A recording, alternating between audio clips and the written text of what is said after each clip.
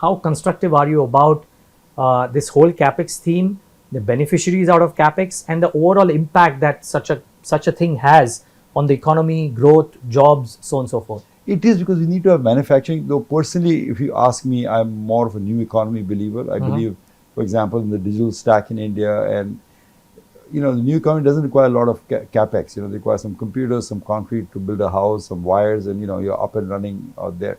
And one theme, and just to get to a theme to explain to you, a lot of press has been said about data being the new oil in India. There are a lot of people who use data. Now, a lot of people in India that are already using data, whether it's, say, building maps or, doing reservation systems, or just doing knowledge analysis from the data, or just aggregating the data. So there's a plethora of companies already in India that are doing that.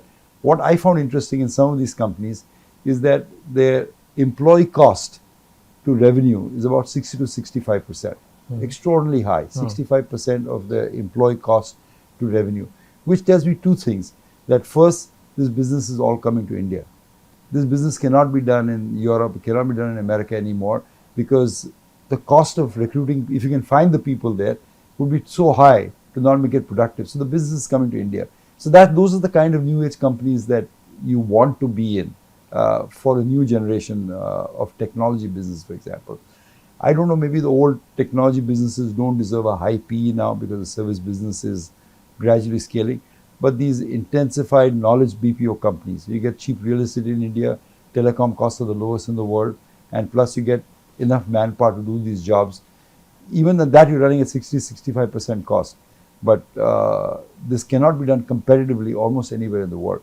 So those look like good places to see, like data companies, for example, in a spectrum of businesses.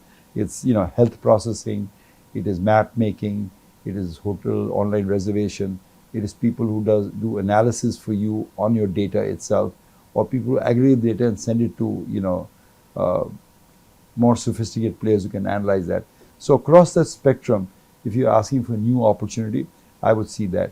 Do I believe in the manufacturing story? Yes, I do believe we necessarily have to, do well in manufacturing. If India has to succeed in employing those 350 million people who are going to be coming of age in the next 7 to 8 to 10 years, you obviously need a manufacturing base to do that. And we look, I think a lot of the stocks that we've held for years have actually done well compounded over periods of time. Again, not recommending it, but the, Tata Honeywells of the world, I forget a few, the Lakshmi Machine, what's the word? We also saw they keep compounding out well.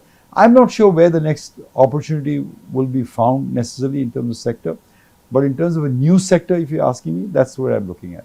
Very interesting. Were you a tad disappointed with the way the whole flux happened around the new age internet businesses getting listed at premiums, moving higher, and then suddenly seeing a large collapse, and this whole shaking up of confidence that happened around that, because it was a sector that is getting formed, and suddenly there was this whole loss that's happened to investor fraternity? I think they got greedy. I think they came out at the top of a market at a very bubblish valuations.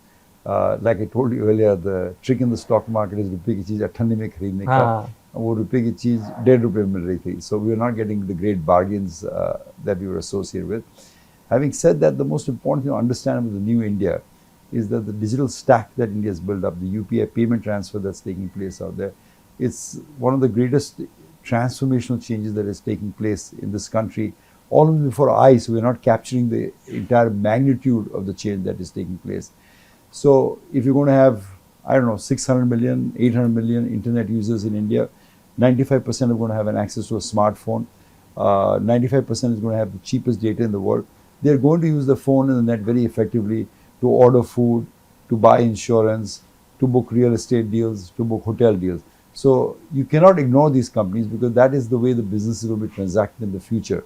So the question then to ask is, have some of the businesses, the valuations come down enough to make it interesting?